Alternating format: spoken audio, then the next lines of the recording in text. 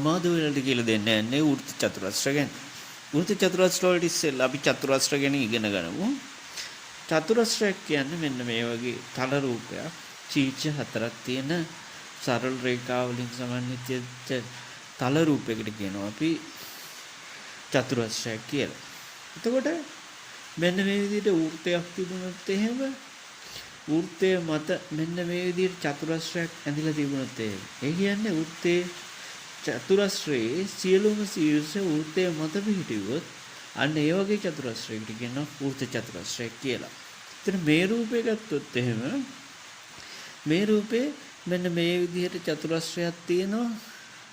මෙන්න මේ විදිහට තියෙන චතුරස්‍රය ඒක වෘත්ත චතුරස්‍රයක් නෙවෙයි. මොකද ඒ චතුරස්‍රයේ ශීර්ෂ හතරම වෘත්තයේ මත නෙවෙයි පිහිටන්නේ. නමුත් මෙන්න මේ චතුරස්‍රය ගත්තොත් ඒ චතුරස්‍රයේ සියලුම ශීර්ෂ වෘත්තයේ මත ශීර්ෂ හතරම වෘත්තය මත පිහිටන. එතකොට මේක වෘත්ත චතුරස්‍රය. හොඳට මතක තියාගන්න ඕනේ. වෘත්ත චතුරස්‍රයන් නම් ඒකේ ඒ චතුරස්‍රයක් වෘත්ත චතුරස්‍රයක් වෙනවනේ. ඒ චතුරස්‍රයේ ශීර්ෂ හතරම වෘත්තයේ මත පිහිටන්න ඕනේ. එතකොට වෘත්ත චතුරස්‍ර සම්බන්ධ ප්‍රමේයන් තියෙනවා. එක ප්‍රමේයයක් තමයි වෘත්ත චතුරස්‍රයක සම්මුඛ කෝණ පරිපූර්ණක වේ කියන එක. ඒ කියන්නේ මෙහෙම වෘත්ත චතුරස්‍රයක් තිබ්බොත් මේ විදිහට සම්මුඛ කෝණ කියන්නේ එකිනෙකට ඉදිරියෙන් තියෙන කෝණ. ඒ කියන්නේ මේ කෝණ දෙක සම්මුඛයි මේ කෝණ දෙක සම්මුඛයි.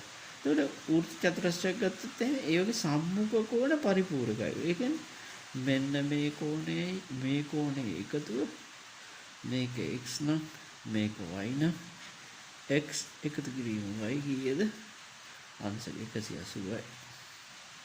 ඒ වගේම මෙන්න මේ කෝණය ඒ කියන්නේ මේක අංශක 70යි නම් මේක අංශක 110යි නම් මොනවද කියන්නේ? මේ දෙකේ එකතුව කීයද? 180යි කියලා. 70 එකතු කිරීම 110 සමානයි 180. වෘත්ත චතුරස්‍රයක අනිවාර්යයෙන්ම සම්මුඛ කෝණ දෙකේ එකතුව අංශක 180ක් වෙනවානේ.